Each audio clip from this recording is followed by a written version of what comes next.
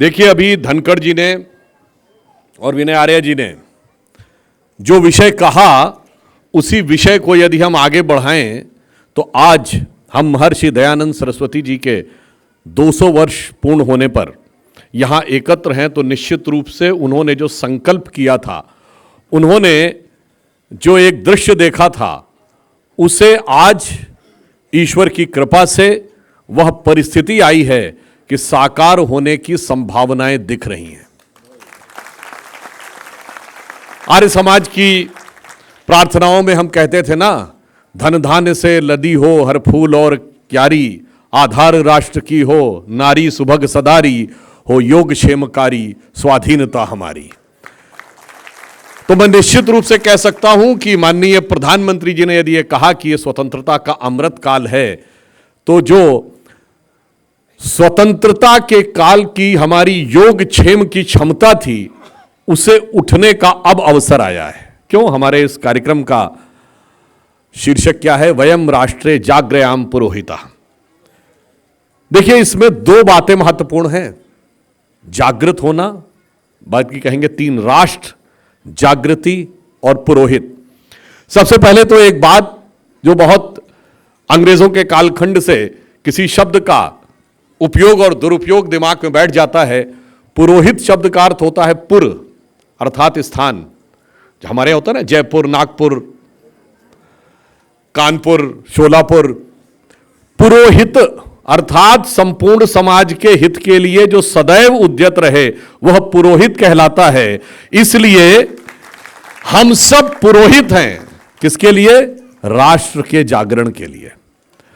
और मैं ये कहना चाहूंगा, जो अभी आदरणीय धनखड़ जी भी कह रहे थे, राष्ट्र अभी जागृत हो पाया है।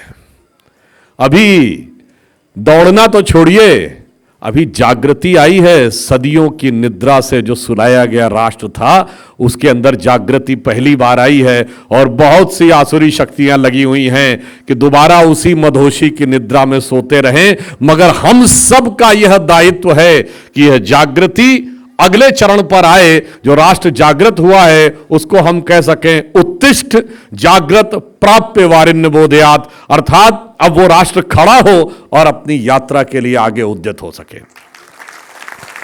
और इसे हम कह सकते हैं, हम अगर आगे बढ़ेंगे तो क्यों ये जागृति कुछ लोगों को अखर रही है। आप याद करिए, आदरणीय अटल बिहारी वाजपेयी जी की एक बड़ी प्रसिद्ध कविता थी, हिंदू तनमन हिंदू जीवन रग रग हिंदू मेरा परिचय। तो उन्होंने कहा था कि भारत की जागृति किस रूप में आएगी और किन लोगों को इस बात से भय लगता है।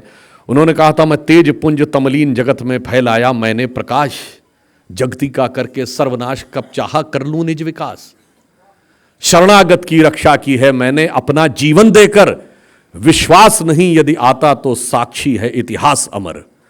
यदि आज देहली के खंडहर सदियों की निद्रा से जगकर गुंजार उठे ऊंचे स्वर में हिंदू की जय, तो क्या विस्मय, हिंदू तनमन हिंदू जीवन रग रग हिंदू मेरा परिचय। अब ये जागृत हो रहे हैं, बस यही बहुत बड़ी समस्या है। हनुमान जी की तरह अपनी शक्ति याद आ रही है, तो बाकियों को लग रहा हनुमान जी को शक्ति अगर याद आ गई तो फिर तो संभालना बहुत मुश्किल होने लगेगा। और इसलिए जिसका उल्लेख सचदेवा जी ने भी किया और धनखड़ जी ने भी किया कि यदि आज हम 3 ट्रिलियन की इकोनॉमी बने हैं, 5वीं बड़ी अर्थव्यवस्था बने हैं, 25 करोड़ लोग गरीबी की रेखा से बाहर आए हैं, 11 करोड़ लोगों को घरों में शौचालय मिला है, 16 करोड़ घरों में नल से जल मिला है, 50 करोड़ लोगों को आयुष्मान भारत योजना के तहत स्वास्थ्य का कवर मिला है। हम 5वीं बड़ी अर्थव्यवस्था बने, 4थे बड़े स्टॉक एक्सचेंज बने, 3रे बड़े ऑटोमोबाइल के मैन्युफैक्चरर बने, 2रे बड़े हैंडसेट मोबाइल हैंडसेट के मैन्युफैक्चरर बने, इंफ्रास्ट्रक्चर में इन्वेस्ट करने वाले दुनिया के पहले देश बने, और चांद के अछूते कोने दक्षिणी ध्रुव को छूने वाले दुनिया के पहले देश बने। तो ये मैं इसलिए कह रहा हूं कि जागरण दिख रहा है, मगर जागरण सार्थक कैसे होगा? जब हम महर्षि दयानंद जी के आदर्शों पे चलेंगे। देखिए, सत्यार्थ प्रकाश सिर्फ आर्य समाज का ग्रंथ नहीं है। जहां तक मैंने पढ़ा था, मुझे याद है कि हिंदी भाषा, जिसे हिंदी खड़ी बोली कहते हैं, हिंदी भाषा का प्रथम ग्रंथ जो प्रकाशित हुआ वो सत्यार्थ प्रकाश है। इसलिए भारत की भाषाई विविधता में भी एक मील का पत्थर है, क्योंकि स्वामी दयानंद सरस्वती मूलतः हिंदी भाषी नहीं, गुजराती भाषी थे। और हिंदी भाषा का पहला ग्रंथ एक गुजराती भाषी ने लिखा, और जो संपूर्ण समाज के अंदर चेतना का नया संचार करने वाला हुआ। निश्चित रूप से राष्ट्रवाद की प्रेरणा स्वतः वहां से प्राप्त हो जाती है।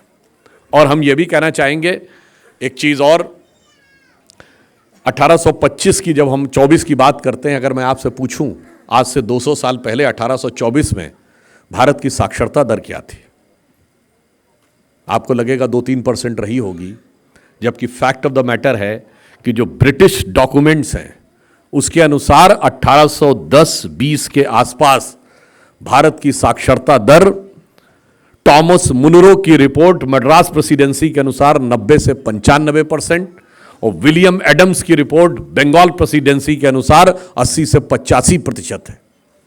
और वो ये बताते हैं कि बंगाल प्रेसिडेंसी में 1 लाख गांव हैं और 1 लाख स्कूल है। अच्छा, उल्लेखनीय बात यह है कि उसमें गुरुकुल को स्कूल नहीं माना है, यह महत्वपूर्ण बात ध्यान रखिएगा। उन्होंने गुरुकुल को स्कूल नहीं माना है, इसके बावजूद उन्होंने बताया है कि कितने स्कूल हैं और उन स्कूल में। अच्छा, और यह रिपोर्ट ऐसी नहीं, कोई सर्वे किया किसी ने जाके, गवर्नर ने आदेश दिया हर डिस्ट्रिक्ट कलेक्टर को कि पर्सनली वेरीफाई करो कि एक एक गांव में कितने स्कूल हैं। तो ये इस ढंग से कि इस स्कूल में 32 बच्चे हैं, तो इसमें 38 बच्चे हैं, तो इसमें 33 बच्चे हैं। इस आधार के ऊपर पूरी बनी हुई रिपोर्ट है। और उसमें जातिवार छात्रों का भी वर्णन है और शिक्षकों की भी जातिवार वर्णन है, जिसे आज आप सो कॉल्ड लोअर कास्ट कहते हैं। उसके शिक्षक कितनी संख्या में है उसका भी उसमें वर्णन है। 3 अप्रैल 1824 की चेंगलपुट जिले की एक रिपोर्ट मैंने खुद देखी है कि वो बताता है कि मेरे तालुके में 561 गांव है, 561 स्कूल हैं। डिस्ट्रिक्ट कलेक्टर ने रिपोर्ट दी है एजुकेशन पे, chairman board of revenue, presidency of Madras, Chengalpattu आज का महाबलीपुरम तमिलनाडु में। और वो ये बताता है कि उसमें टोटल जो स्टूडेंट्स हैं वो 6900 कुछ हैं, और जिसमें आपको आज के समय के हिसाब से आप SC ST कहते हैं और कुछ OBC जातियों को उसमें जोड़ लें, वो 4900 में कितने हैं, 6900 में कितने, 4900। ये ब्रिटिश डॉक्यूमेंट का डॉक्यूमेंटेड डाटा है। इसलिए मैं कहना चाहता हूं ये देश कहां था और देश को कहां पहुंचाया गया। इसलिए स्वामी दयानंद सरस्वती जी ने जब 1875 में आर्य समाज स्थापित किया, तो मैं कह सकता हूं राष्ट्र के जागरण के लिए पहला वो एक स्ट्रक्चर्ड प्रयास था, एक व्यवस्थित प्रयास कि राष्ट्र उठकर खड़ा हो। और याद रखिएगा, राष्ट्र उठकर तब खड़ा होता जब हम सब अपना कर्तव्य निभाते हैं। जैसा अभी धनखड़ जी, विनय आर्या जी कह रहे थे। एक बात और ध्यान रखिएगा कि आचार्य चाणक्य ने एक बात कही थी कि इस राष्ट्र को उतनी क्षति दुर्जनों की दुर्जनता से नहीं हुई है जितनी सज्जनों की निष्क्रियता से हुई है। तो बस ये ध्यान रखिएगा कि आज का जो अवसर है वो निष्क्रियता का नहीं। यदि आप निष्क्रियता निभाते हैं तो किसी प्रतिगामी शक्ति की सक्रियता को आप परोक्ष रूप से स्वतः ही स्थान दे देते हैं। और वो शक्तियां कैसी हैं खुद ही देख लीजिए। आज हम यहां राष्ट्रवाद की बात कर रहे हैं और 7 समंदर पार से बताया जा रहा है कि हम तो कैसे हैं, उत्तर भारतीय अंग्रेजों की तरह हैं, पश्चिम भारतीय अरबों की तरह हैं, और पूरब भारतीय चीनियों की तरह हैं, और दक्षिण भारतीय अफ्रीकियों की तरह हैं।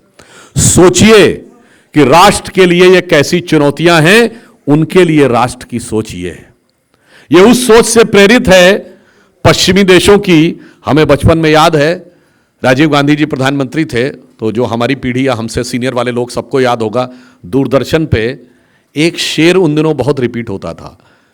वो उस जमाने में हमारे नेशनलिज्म को ऐसे डिफाइन करते थे कि सरजमीने हिंद पर अक़वाम आलम के फिराक, काफिले बसते गए हिंदोस्तां बनता गया। हम कोई सराय थे हैं कि हम कोई काफिले थे जो बनते गए? नहीं जनाब, हम वो नहीं थे। हम क्या हैं? उत्तरम यद समुद्र से दक्षिणम च हिमाद्रिभि वर्षम यद भारत नाम भारतीय से संतति। और वो देश कैसा है? स्वामी दयानंद सरस्वती जी ने जो देश की बात कही, वो देश कैसा है? वो देश वैसा है जिसके लिए कहा जाता गायन्ति देवः किल गीतकानि धन्यास्तुते भारत भूमि भागा स्वर्गापवर्गास्पद भाग हेतु भवन्ति भूयः पुरुषा सुरत्वात्। अर्थात वह भारत भूमि धन्य है।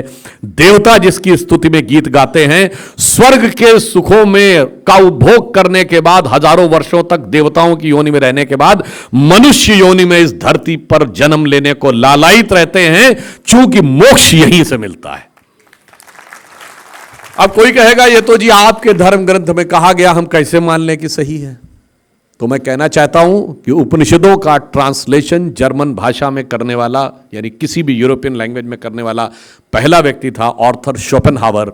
उसने लिखा है, कोई भी जाके आर्थर शोपेनहावर के डिटेल्स पढ़े, आंखें खुल जाएंगी।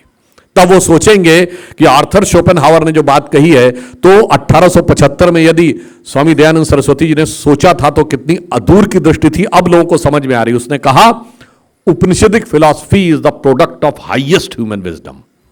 मनुष्य की सोच जिस पराकाष्ठा तक पहुंच सकती है, उपनिषद वहां से निकलते हैं। उसने कहा कि अगर आपको विश्व का सबसे विकसित मस्तिष्क देखना है तो भारतीय आकाश के नीचे आना होगा। और उसने जानते क्या कहा? यहां तक कहा जाता है कि उसने कहा कि मैंने पूरा वेदों का अध्ययन कर लिया, मैंने उपनिषदों का सार समझ लिया, पर मुक्ति तभी मिलेगी जब अगला जन्म भारत में लूंगा। और ये बातें ऐसे हवा में नहीं है। मैंने एक जगह पढ़ा हुआ था कि जब चेयरमैन माओ, ये चाइना वाले, जब पहली बार जवाहरलाल नेहरू से मिले तो उन्होंने कहा कि you know what is a belief, ancient belief in our country regarding your country. तो नेहरू जी ने कहा क्या? तो उन्होंने कहा, in our country, in means China, the ancient believe is that if somebody wants to get rid of the cycles of birth and rebirth, he has to be born in India. और यही बात Cambodia के उस समय के जो राष्ट्रपति थे नरोत्तम सिंघानुक, वैसे नरोदम सिंघानुक उनको कहते थे, अगर देखें तो यह संस्कृत के नरोत्तम सिंह नक से निकला था। उन्होंने नेहरू जी से कहा कि हमें इस बात पे गर्व होता है कि हम आपकी देश की संस्कृति के हिस्से हैं। और इतना ही नहीं, इंडोनेशिया के पहले राष्ट्रपति अहमद सुकर्णो जब भारत आए थे, और उस समय प्रथम जो नॉन अलाइन समिट हुई, और जब उनको भेंट दी जाने लगी तो सारी भेंट दी गई, तो उन्होंने नेहरू जी से कहा मुझे एक और भेंट चाहिए। उन्होंने पूछा क्या? कहा 4 घड़े गंगा जल। तो उनसे पूछा पाकिस्तान वाले ने, अरे आप दुनिया के सबसे बड़े मुस्लिम देश हैं और कह रहे हैं 4 घड़े गंगा जल चाहिए। तो उन्होंने कहा, by change of circumstances we have changed our way of worship, but we can not change our forefathers. और मैं कहना चाहता हूं, ये वो मूर्ख लोग जिनको नजर आता सब कुछ भारत में बाहर से आया, मैं याद दिलाना चाहता हूं, चीन को हमने क्या दिया, अरब को हमने क्या दिया, यूरोप को हमने क्या दिया, ये उन्हीं की जबानी सुन लीजिए। एक बहुत बड़े चाइनीज थिंकर हुए हु शी, जो पीकिंग यूनिवर्सिटी के वाइस चांसलर भी रहे, उन्होंने कहा, India has culturally dominated and controlled China for more than 2000 years without sending a single soldier across the border.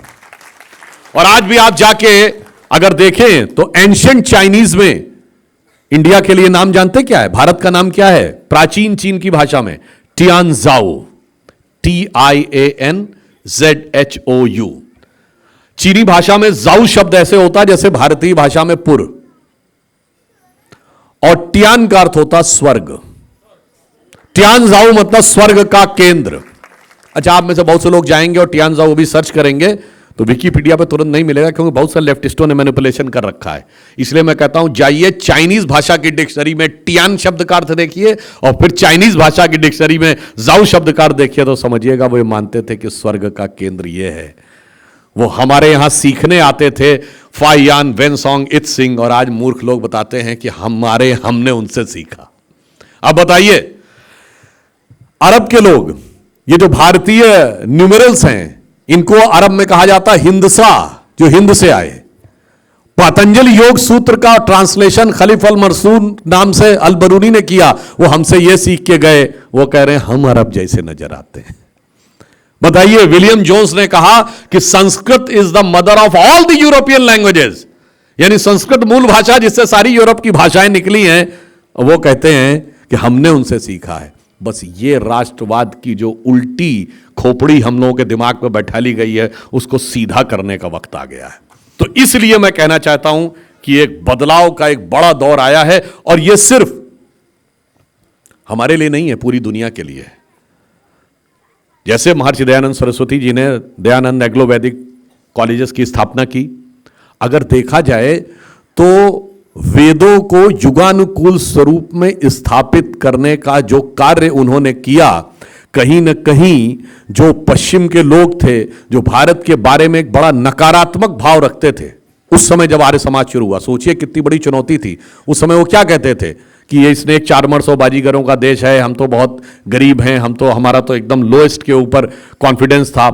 और वहां से आज स्थिति क्या आई है कि पूरी दुनिया हमारी तरफ देख रही है कि भारत किस तरफ आगे बढ़ रहा है। आज 5G को रोल आउट में हम नंबर 1 के कंट्री हैं, हाइड्रोजन मिशन में हम आगे बढ़ रहे हैं, सोलर एनर्जी में हम 5वें नंबर के देश हो गए हैं। और अंतर क्या हो रहा है देखिए, जानते क्या है वो दृष्टि क्या है कि हम एडवांस कंट्री तो बन रहे हैं, मगर आपसे अगर मैं पूछूं दुनिया में कौन सा ऐसा शहर है जहां सबसे लंबी सड़क ऐसी है जो पूरी तरह सोलर एनर्जी से, तो जानते हो शहर कौन है? अयोध्या। 10 किलोमीटर लंबी पूरी स्ट्रीट जो है उसमें सारी स्ट्रीट लाइट सोलर एनर्जी से है वो। और यही वो अयोध्या है जहां भगवान राम के मंदिर में सूर्य तिलक भी हो रहा है। अर्थात एक नया भारत, स्वाभिमान के साथ बढ़ता भारत। और एक और मैं बात कहूं, अगर मैं आपसे पूछूं कि इस भारत में कोई एक ऐसा गांव है जिसमें सब कुछ सोलर एनर्जी से हो रहा है, यानी स्ट्रीट लाइट से लेके, घर से लेके, पावर जनरेशन से लेके, everything is totally bye solar energy, तो वो जानते क्या है? वो गुजरात का मोढेरा गांव। पर उसकी खासियत जानते क्या है? सब कुछ सौर ऊर्जा से हो रहा है और वहां भगवान सूर्य का एक मंदिर भी है। यह दर्शाता है कि हम आधुनिक भारत और स्वाभिमान के साथ भारत की वह शक्ति जिसकी की संकल्पना ऋषि दयानंद जी ने की थी कि अमृतकाल के 5 प्रण हैं। नंबर 1 भारत को विकसित राष्ट्र बनाना है, शताब्दी पूरे। नंबर 2 गुलामी की मानसिकता के हर प्रभाव से अपने को मुक्त करना है। और नंबर 3 अपनी विरासत पे गर्व करना है। और नंबर 4 उसके लिए हम सबको कर्तव्य करना है। और नंबर 5 वह कर्तव्य सामूहिक रूप से करना है। तो आप समझिए, जो अभी विरासत की बात कही जा रही थी, अपनी संस्कृति पे गर्व करने की बात, यही विषय तो दयानंद जी ने उठाया था। और मैं कह सकता हूं आधुनिक शैक्षणिक संस्थाओं के माध्यम से यह विषय उठाने वाले, एक अभियान चलाने वाले, वो इस आधुनिक भारत के इतिहास के पहले व्यक्ति थे। और इसके लिए आर्य समाज ने बहुत बलिदान दिए, स्वामी श्रद्धानंद जी का बलिदान और जितनी भी बातें रहीं। परंतु मैं इतना जरूर कहना चाहता हूं कि आधुनिक भारत के सांस्कृतिक और सामाजिक निर्माण में जो महती भूमिका स्वामी दयानंद सरस्वती जी ने जिस आधार पर निभाई, वो मैं बताना चाहता हूं। उन्होंने क्या कहा? वेद को आधार मानो। अगर उन्होंने कहा वेद को आधार मानो, यह बात तो स्वामी जी ने कब कही? 1875 में। और अगर अब मैं आपसे पूछूं कि 1920 और 30 के आसपास आते हुए जितने बड़े बड़े साइंटिस्ट हुए, उन्होंने वेदों से क्या खोजा? अगर आप सबने नाम सुना होगा, बहुत बड़े साइंटिस्ट थे, उनका नाम था इरविन शॉडिंगर, जिन्होंने शॉडिंगर वेव इक्वेशन निकाली एटॉमिक स्ट्रक्चर के अंदर की। उन्होंने किताब लिखी व्हाट इज लाइफ, और उन्होंने उसमें लिखा कि उसके लिए वो वेदों से प्रेरणा लेते थे। मैं एक और उदाहरण बताना चाहता हूं जो सामान्य लोगों को भी समझ में आएगा। अक्सर कोई बड़ी जटिल चीज होती तो लोग कहते हैं अरे भाई ये कोई रॉकेट साइंस थोड़ी है, रॉकेट साइंस बड़ी कठिन मानी जाती है। अब ये बताइए, who is considered the father of rocket science? एक जर्मन साइंटिस्ट है जिसका नाम है Wernher von Braun. Wernher von Braun father of rocket science माना जाता है। उसने सबसे पहले रॉकेट इंजन को बनाया था 1940-30 के दशक में। और वर्नर वॉन ब्रॉन अपना गुरु जिसको मानता था, वो एक साइंटिस्ट था जिसका नाम था हरमन ओबर्थ। ये भी जर्मन था। हरमन ओबर्थ ने लिखा, यानी किसने? रॉकेट साइंस के पिता जिस वैज्ञानिक को कहा जाता, उसके गुरु ने, कि मैं ज्ञान के लिए वेदों को पढ़ता था। तो यदि ऋषि दयानंद ने कहा कि वेदों को पढ़ो और उसके बाद तुम्हें वास्तविकता समझ में आएगी, तो ये वही है यदि आदि शंकराचार्य ने कहा था वेदा निखलो धर्मो मूलः, संपूर्ण धर्म और ज्ञान का मूल वेद में दिखता है, तो वो ऐसे ही नहीं कहा था। बड़े बड़े वैज्ञानिकों को दिखा, मगर अफसोस की बात है कि कुछ लोगों के दिमाग पे ऐसी पट्टी चढ़ी हुई है कि उन्हें दिखाई नहीं पड़ता है। तो उसको दिखाने के लिए आपको क्या करना है? वयम राष्ट्रे जाग्रहम पुरोहिता, आपको उठ के खड़े होना है। और जो धनखड़ जी ने कहा कि जितने अधिकतम परिवारों को हम साथ में ले जाएंगे, सिर्फ हमें ही जागृत नहीं करना, पूरे राष्ट्र को जागृत करना है। क्योंकि भगवान श्री कृष्ण ने भी कहा था अर्जुन से कि तय तो है कि भविष्य में यही होना है, मगर मिलेगा कर्म के सिद्धांत के अनुसार ही। आपके मोबाइल में कोई आपने गीत संगीत गाना अगर डाउनलोड कर रखा है तो वो तो डाउनलोडेड है, मगर उसके लिए उंगली तो दबानी पड़ती है ना। बस उंगली का सही दिशा में प्रयोग करिएगा तो आपको सब कुछ सही दिख जाएगा। और यह भी ध्यान रखिएगा कि हम क्या चाहते हैं। जैसा उन्होंने कहा कि देश विश्व गुरु बने, बस इतना आप मन में ध्यान रखिएगा, सही दिशा में उंगली का प्रयोग करिएगा और फिर समझ लीजिए कि वो दृश्य आपको सही दिखेगा कि देश किस दिशा में जा रहा है और उसका आधार क्या होगा। देखिए, जहां से मैंने विषय शुरू किया था वहीं पे समाप्त करता हूं। इसका आधार कहां से बनेगा? ऋषि दयानंद ने अगर कहा कि वेदों को पढ़ो, मैंने आपको बताया बड़े बड़े वैज्ञानिकों ने वेदों से शिक्षा ली। और वेद किस मामले में अलग है? मैंने एक बार लोगों से कहा कि बताइए साहब, हिंदू धर्म में ऐसी कौन सी चीज़ है दूसरों से अलग है? तो उन्होंने कहा जी दया, धर्म, सहिष्णुता। मैंने कहा सारे धर्म ये क्लेम कर सकते हैं कि हमारे यहाँ भी लिखा। ठीक है, कोई कहेगा इसका पालन करते हैं, उसका नहीं पालन करते, हमें वो चीज़ बताइए जो लिखी नहीं दूसरी जगह। तो उन्होंने कहा वो क्या? तो मैंने कहा आप बताइए, आपने वैदिक गणित का नाम सुना है ना? मैंने कहा किसी और दूसरे धर्म ग्रंथों में गणित देखी है कभी? गणित सिर्फ वेदों में है। आयुर्वेद का नाम सुना है? मेडिकल साइंस कभी किसी दूसरे धर्म ग्रंथ में देखी है? नहीं, वो सिर्फ वेदों में है। इसलिए हम दुनिया से अलग हैं। और एक और बात जिसको आर्य समाज ने और ऋषि दयानंद ने बहुत स्थापित किया, जानते क्या? शास्त्रार्थ। मैं चुनौती से कहता हूं, दुनिया में कोई ऐसा धर्म बताइए जो अपने धर्म ग्रंथ के ऊपर डिस्कशन का अनुमति देता हो।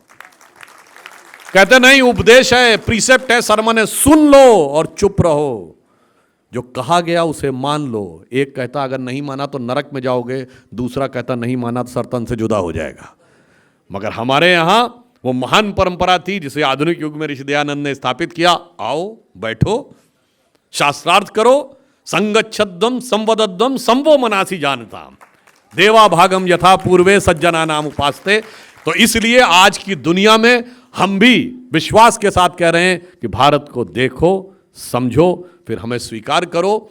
इसलिए जो अटल जी की कविता थी उसी का जो दूसरा हिस्सा है जो बताता है कि हम दुनिया में कैसे आगे बढ़ेंगे और हम जगत गुरु कैसे बनते हैं, उन्होंने कहा मैं अखिल विश्व का गुरु महान, मैं अखिल विश्व का गुरु महान, देता विद्या का अमर दान, मैंने दिखलाया मुक्ति मार्ग, मैंने सिखलाया ब्रह्म ज्ञान, मेरे वेदों का ज्ञान अमर, मेरे वेदों की ज्योति प्रखर, मानव के मन का अंधकार क्या कभी सामने सका ठहर, मेरे स्वर में गहर गहर, सागर के जल में छहर छहर, इस कोने से उस कोने तक कर सकते जगती सौरभ में, हिंदू तन मन हिंदू जीवन, रग रग हिंदू मेरा परिचय।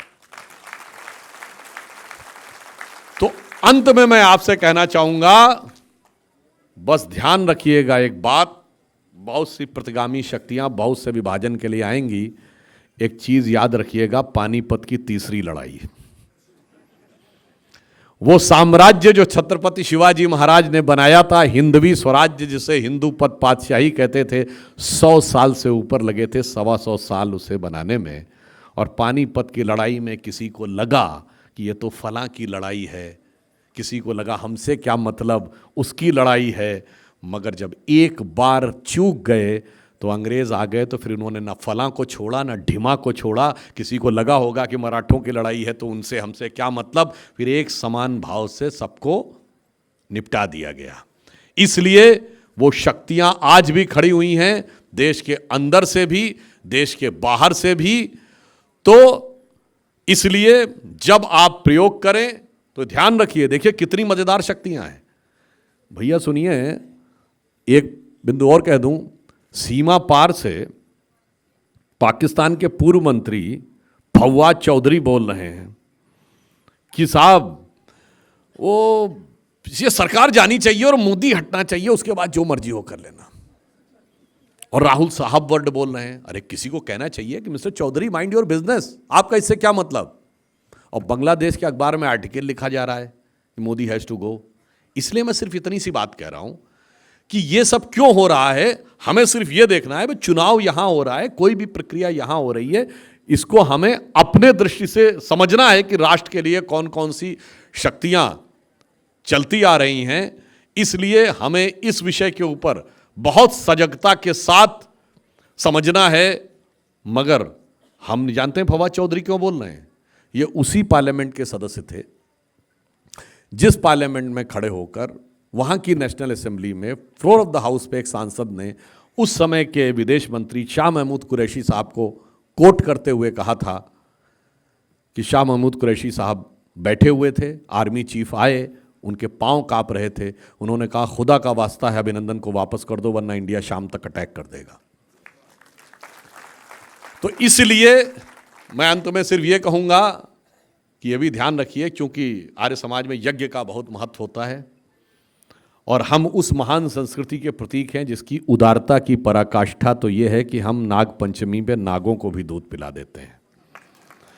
मगर अगर जरूरत पड़ी तो राजा जन्मेजय का नाग यज्ञ भी करने की क्षमता रखते हैं, जिसमें सारे यज्ञ नाग आकर आहूत हो जाते हैं। तो हम ये सिर्फ ये कहना चाहते हैं कि भारत के कमजोर करने वाले लोगों सुनो, एक भी बलिदान हुआ जवान नहीं भूले हैं और दूध भी पिलाते हैं परंपरा हमारी मित्र, किंतु नाग यज्ञ का विधान नहीं भूले हैं। तो बस ये अंत में ध्यान रखिए कि ये परिवर्तन का काल इतने लंबे समय के बाद आया है। एक गलती से कहीं ऐसा ना हो कि लम्हों ने खता की थी सदियों ने सजा पाई।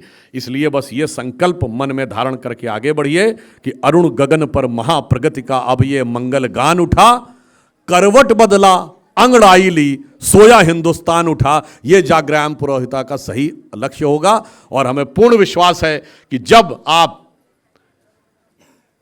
150वीं वर्षगांठ मनाएंगे आर्य समाज की स्थापना की, तो भारत एक नए स्वरूप में प्रखरता के साथ, दिव्यता के साथ अंतर्राष्ट्रीय क्षितिज पर संपूर्ण विश्व का मार्गदर्शन देने के लिए भारत माता सिंहासनारूढ़ होगी। धन्यवाद।